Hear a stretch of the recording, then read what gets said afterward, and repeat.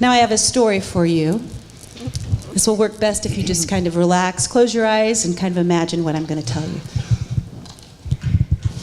There was once a town in the heart of America where all life seemed to be in harmony with its surroundings.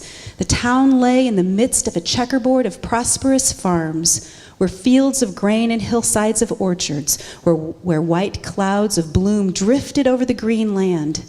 In autumn, oak and maple and birch set up a blaze of color that flamed and flickered across the backdrop of pines. Then foxes barked in the hills and deers crossed the fields, half hidden in the mist of the mornings. Along the roads, laurel, viburnum, and alder, great ferns and wildflowers delighted the traveler's eye through much of the year. Even in winter, the roadsides were places of beauty, where countless birds came to feed on the berries and on the seed heads of the dried weeds rising above the snow.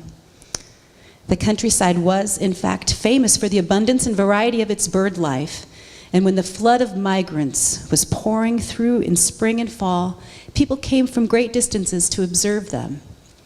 Other people came to fish streams, which flowed clear and cold out of the hills and contained shady pools where trout lay.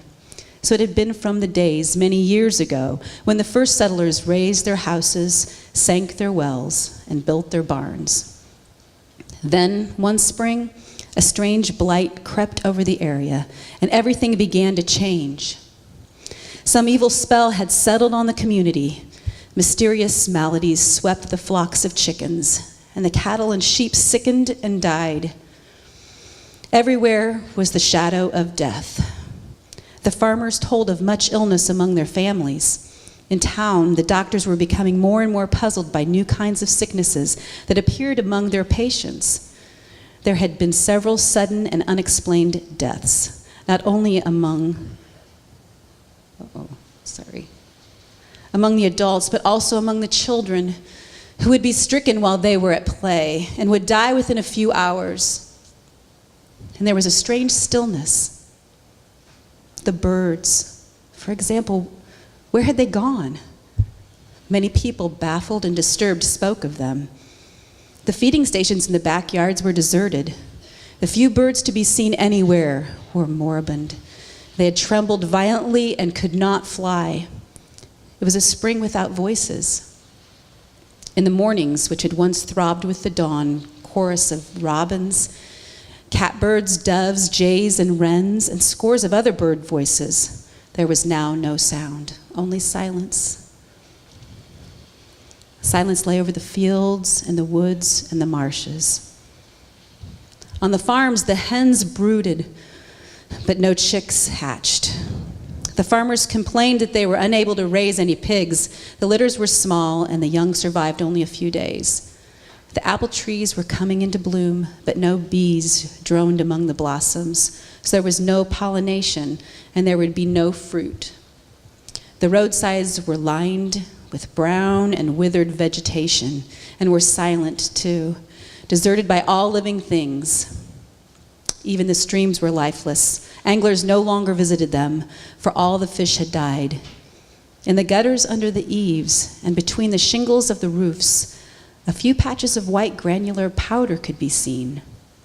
Some weeks earlier, this powder had been dropped like snow among the roofs and the lawns, the fields and the streams. No witchcraft. No enemy action had snuffed out life in this stricken world. The people had done it to themselves.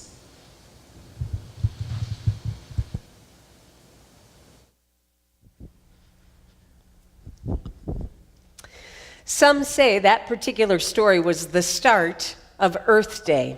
Written in 1962, it first appeared in the New Yorker as a short story, and eventually Rachel Carson would write a book called Silent Spring, which would take the nation kind of over. One person who read that book was a Democratic senator from Wisconsin, and his name was Gaylord Nelson.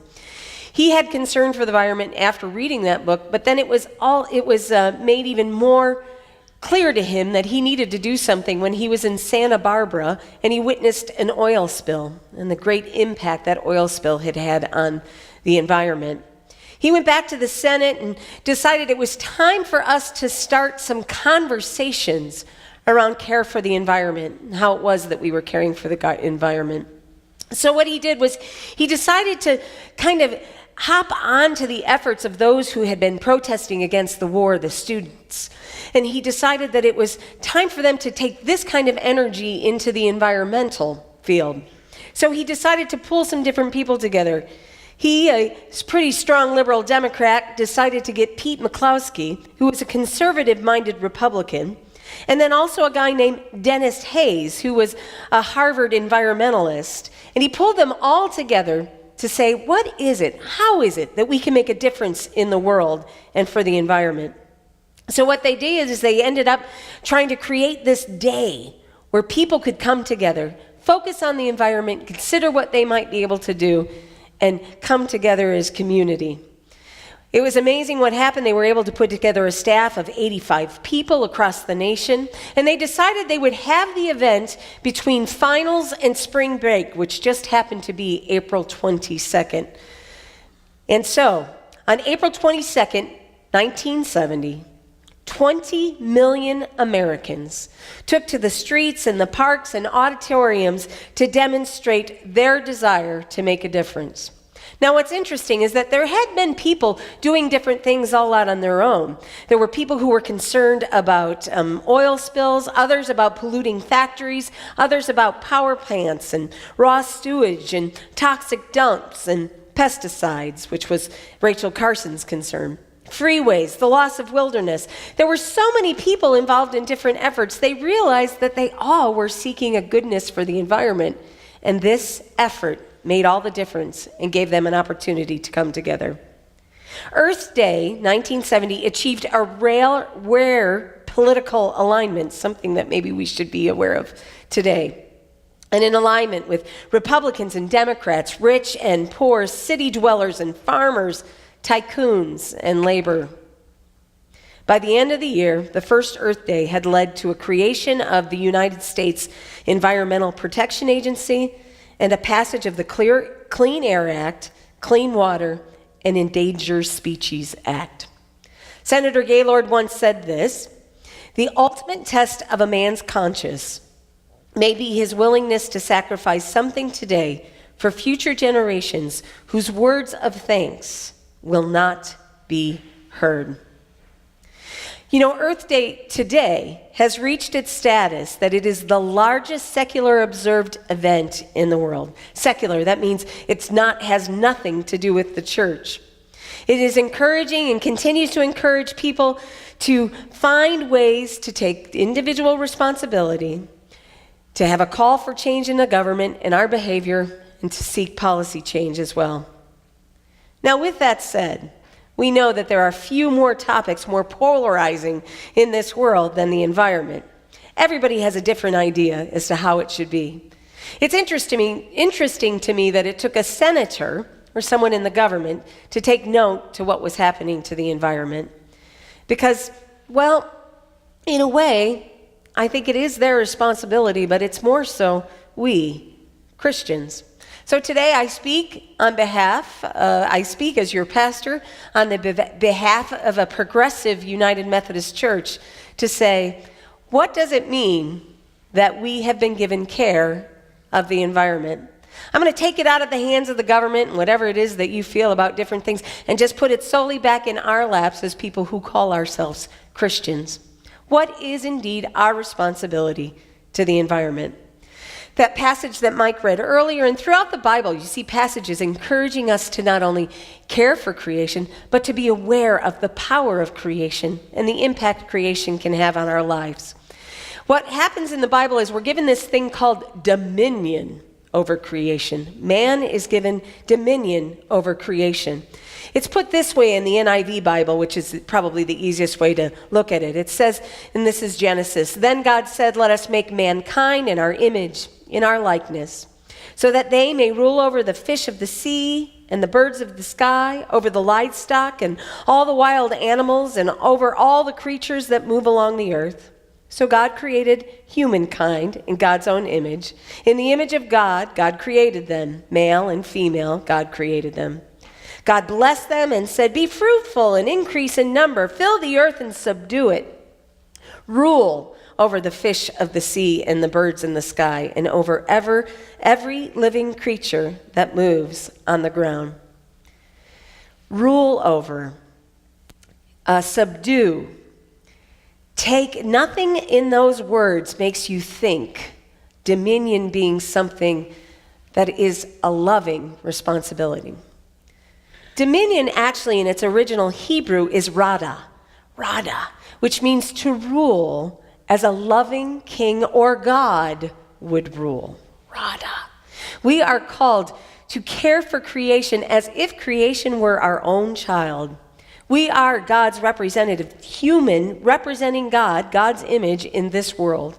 And it is our job to care for this creation as God has cared for us, as if creation were our own child.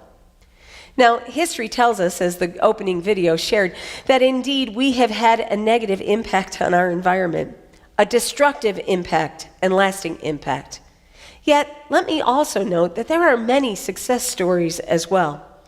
Efforts that I think we need to keep mind of, because if we always look at what's not working, chances are we're never going to make it to what really is working. But when you look around, the American eagle, the timber wolf, the cougar, reclaiming strip mines in the Midwest and cleaning up Lake Erie were some efforts that started some years ago. And guess what? They've had amazing results naming these things. All of those animals have been removed from the endangered species list. Those strip mines have become fertile again and are now growing. And Lake Erie has been cleaned up dramatically. Friends, having dominion means just looking around and seeing how it is that we can make a difference in God's creation. Because the environment is really just another word for creation. And we've been given this responsibility and an accountability to look around us, to be mindful of the decisions we are making, to make the right decisions. I'm sure you noticed today that there's a new coffee cup at the garden. And I know some of you didn't like it. At least at the first service, some people said something about what happened to the coffee cups. Those other coffee cups we were using were styrofoam. Styrofoam cannot biodegrade. So some time ago, the garden decided to go green. The coffee cups you have now are environmentally friendly and biodegradable. And yes, they are for hot liquids. And so we kind of, in a way, though, hope you hate those cups. Because our desire is for you to bring your garden mug or any mug yourself to the garden each and every week and fill up your coffee as much as you like. And then we can keep the landfills a little less filled. Another thing that we've decided to do is we are starting another campaign where we can reduce our plastic footprint in the environment. These are some great new bags that the outreach team and the marketing team have gotten for us. And everybody here today is going to be given 2 bags. These bags can be used at the grocery store. But what we want to encourage you to do is not only use one for yourself, but go ahead. If someone before or behind you doesn't have a bag, give them a bag. Tell them a little bit about the garden. Tell them a little bit about what we are all about. Tell them about the Rock and Roll Church. And invite them to come join us sometime, where we are committed to bring goodness to the world and to be aware of our consumption and our footprint on the environment. There are many things I bet all of you are already doing. I think most of us in this room probably recycle on a regular basis, and thank goodness we do. If you use Amazon, it's ridiculous the packaging you get. Most of us are doing something to try to make a difference in the world. In your connection card today, you'll see that it's a little bit different, and there's some blue and yellow dots there. Those blue and yellow dots are little spaces where we want to encourage you to write the way that you're making a difference in the environment. We're going to gather all that information and hopefully put together a little video in the weeks to come to see how the garden's making a difference. Now, you may be sitting there right now thinking, I don't know that I'm really making a difference, but perhaps you are. This video might give you some ideas as to what you're already doing.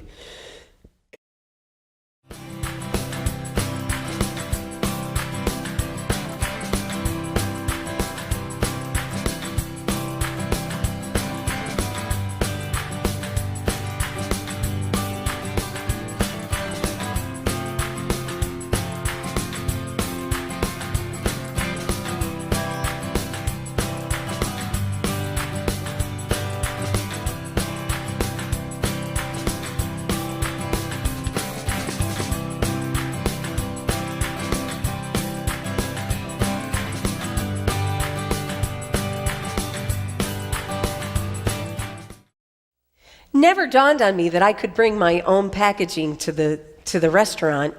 And so I was so glad to see that. You can bring your own little thing and have them put all your leftover food in there. Those are just some different ideas of how you can make a difference. And we want to encourage you to keep doing that. I think I mentioned last week we had an opportunity to meet with a Buddhist abbot and a Buddhist monk, and it's been a really life-changing experience for me to spend some time halfway across the world. The Buddhists have a tradition called Matanani. And essentially what Matanani is, it's a process of living your life in such a way that you do not create excess waste, that you do your best to live a life that only leaves goodness in its path. It's interesting to me if you note or look at Buddhists, because all throughout Thailand you see Buddhists on a regular basis. You never see one with a water bottle in their hand or a plastic water bottle in their hand. You never really see them with much at all. It's usually just them. In fact, most Buddhists, no cell phone, no nothing. It's a reminder to me that indeed, God has given us what we need to exist. We have created some things to help make our lives a little more easy for ourselves. But in the end, it won't leave it easy for those who follow. In closing, we're going to share in a Buddhist parable that will give us a little idea of how perhaps we might be able to make a difference in the world.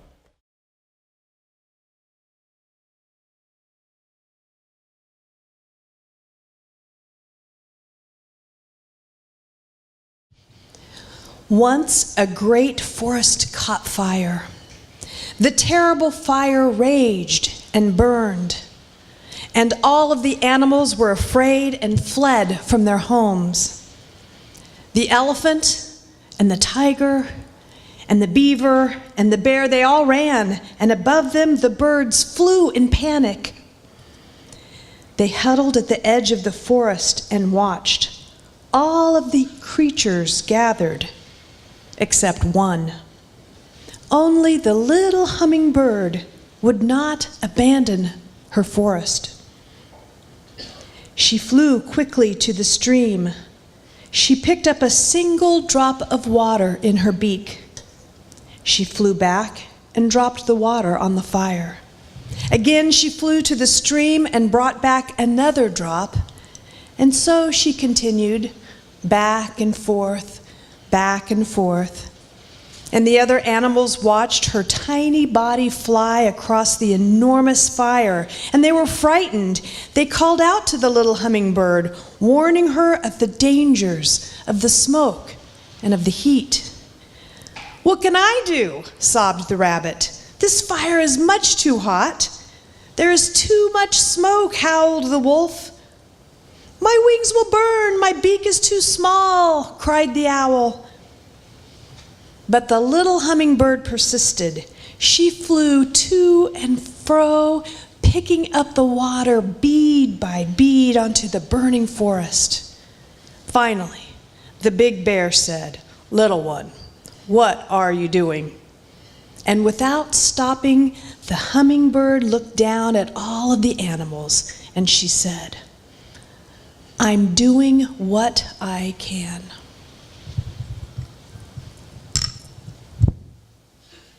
I'm doing what I can. Friends, we have all been given the opportunity to make a difference. One hand at a time, one moment at a time, you can make a difference in God's environment. Garden is an open community where we are welcome all Homo sapiens. And we are delighted that you are here because you are the wise ones. May you continue to move forth in the power of love, using your hands, your heart, and your mind to bring goodness to the world.